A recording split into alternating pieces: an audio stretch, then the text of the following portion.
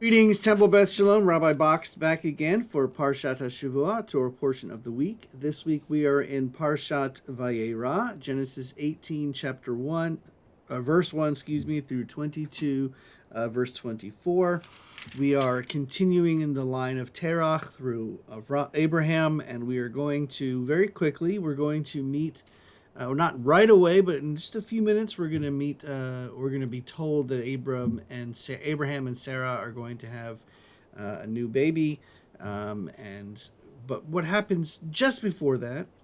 Abraham has literally just circumcised himself, and within 3 or 2 days, he's approached by these three men, and he sees them, and he recognizes them as strangers, and he runs and washes their feet, and he goes and he asks Sarah to prepare for them food, because they, visiting the stranger, or taking care of the stranger is so important. We actually learned two very important lessons in Judaism this week: Bikor Cholim, visiting the sick, because these three gentlemen or angels are coming to visit Abraham, who has just circumcised himself, so he is sick, or he is in need of he is in physical pain, and then of course taking care of the stranger, which Abraham runs to do, and this is when Abraham is told that God is going to visit Sarah, and she will have a child within the next year. At which point Sarah, who is well advanced in years, and she hears this and she laughs. And she says, "Now that I am withered, will I have pleasure with my Lord so old?" And God says to Abraham, "Why is she laughing?" And Sarah denies that she was laughing, and she says, "I did not laugh," because she was afraid. And God said, "Oh, but you did." At this point, the men go to Sodom and Gomorrah, and Abraham and God have this discussion in which God tells Abraham that he is going to destroy all of the cities of Sodom and Gomorrah because of all of the bad people that are there, all the bad things that are going on. And of course, Abraham, unlike Noah, when God tells Noah, I'm going to destroy the world, go build an ark, Noah says, "Yes, boss," and goes to build the ark. Abraham actually is told that God is going to destroy the cities of Sodom and Gomorrah, and Abraham says, "Whoa, whoa, whoa, whoa, wait. What if there's 100 good people? You're going to destroy the whole cities, all the cities, just because of for the sake of 100 people?"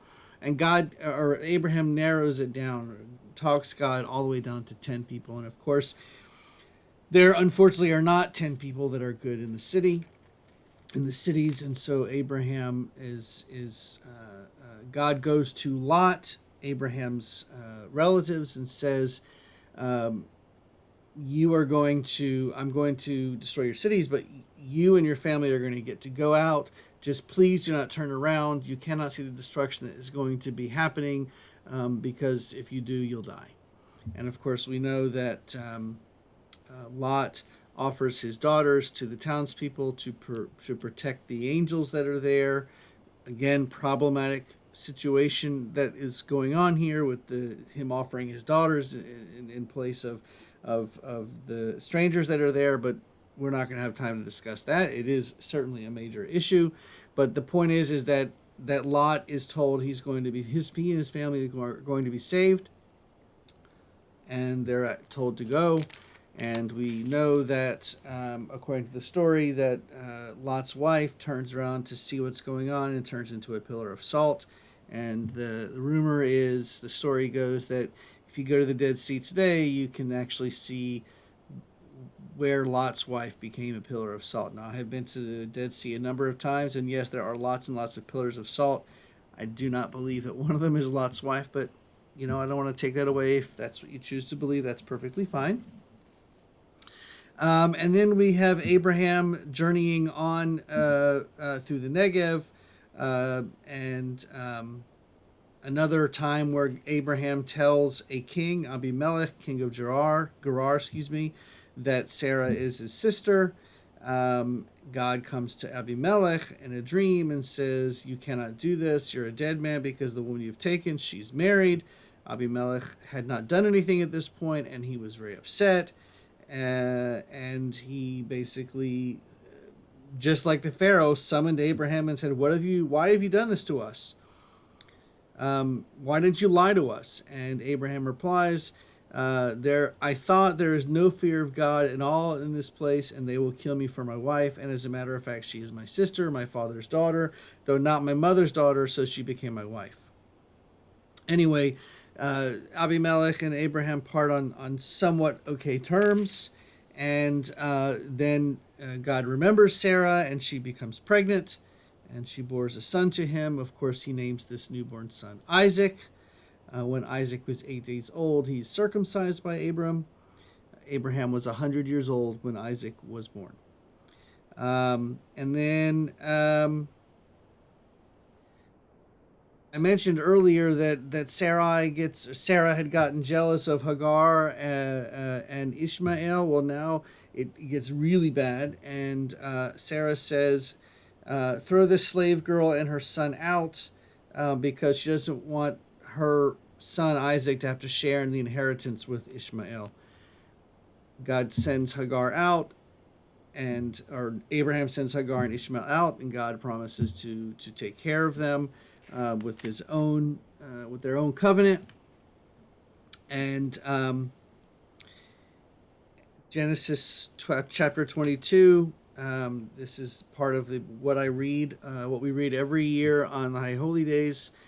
Abraham is visited by God, and God tells him to take your son to be sacrificed on a mountain that I show you. And of course, we know that Abraham is stopped. The angel does not allow Abraham to sacrifice his son. And then Abraham is told to look over and see the ram, and that's going to be the sacrifice. And that's the last major story of this Torah portion. But of course, this Torah portion ends with the following. After all these things, Abraham was told the following. Milcah, she too has borne sons to your brother Nahor, Uz his firstborn, his brother Buz, Kemuel, father of Aram, Chesed, Hazo, Pildash, Didlaf, and Bethuel. Bethuel is the one who gives birth, or his wife gives birth to Rebekah. These 8 did Milcah bear to Nahor, Abraham's brother, and his concubine, her name was Reumah. She too bore Tebah, Gaham, Tahash, and Makkah. So we have another begot, and so on and so forth at the end of this Torah portion. But lots and lots of things happen in this week's Torah portion, but it's a good one.